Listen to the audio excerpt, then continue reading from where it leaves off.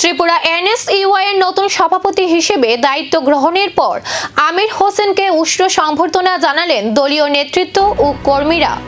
আগরতলার কংগ্রেস ভবনে আয়োজিত অনুষ্ঠানে তাকে ফুলের তোড়া দিয়ে বরণ করে নেওয়া হয়।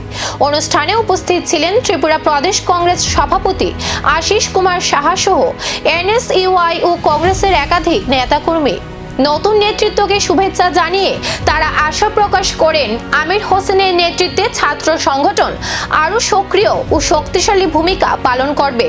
সংবর্ধনা অনুষ্ঠানে আমির হোসেন সকলের প্রতি কৃতজ্ঞতা জানিয়ে বলেন, ছাত্রছাত্রীদের অধিকার রক্ষা, শিক্ষা সংক্রান্ত বিভিন্ন সমস্যা তুলে ধরা এবং সংগঠনকে তৃণমূল স্তর পর্যন্ত আরও সুসংগঠিত করাই হবে তার প্রধান লক্ষ্য।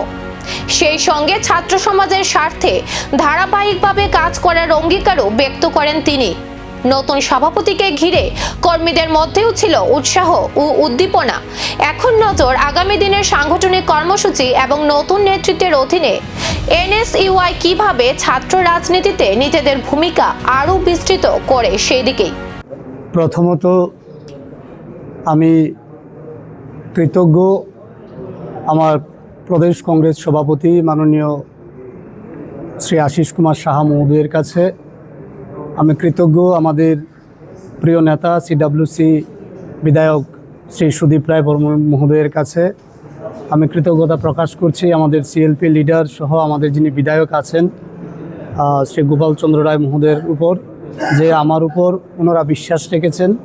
সর্বোপরি আমি সর্বভারতীয় জাতীয় কংগ্রেস কমিটির মাননীয় সভাপতি মল্লিকা অর্জুন খার্গেজি, রাহুল গান্ধীজি, প্রিয়াঙ্কা গান্ধীজি, আমাদের সংগঠনের নেতা বিনোদ ঝাকারজি এবং আমাদের সংগঠনের জাতীয় স্তরে যিনি ইনচার্জ আছেন শ্রী কানাইয়া কুমারজি মহোদয়ের প্রতিও আমি কৃতজ্ঞতা প্রকাশ করছি। কেননা আমার মতো একজন সাধারণ কংগ্রেস কর্মী এবং ছাত্র কংগ্রেস কর্মীর উপর ওনারা আস্থা রেখেছেন এবং আমার উপর গুরু দায়িত্ব অর্পণ করেছেন আগামী দিনে এই রাজ্যের মধ্যে ছাত্র সংগঠনকে শক্তিশালী করার জন্য এবং ছাত্রদের উপর গোটা দেশব্যাপী এবং আমাদের রাজ্যেও যে পরিমাণ শোষণ হচ্ছে, তাদের অধিকার যে পরিমাণ খর্ব হচ্ছে, তার বিরুদ্ধে শক্তিশালী সংগঠন তৈরি করে আন্দোলন করার জন্য আমি তার জন্য। নতুন সভাপতি, নতুন দায়িত্ব। এবার দেখার আমির হোসেনের নেতৃত্বে কতটা শক্তিশালী হয় এনএসইউআই এর সাংগঠনিক লড়াই।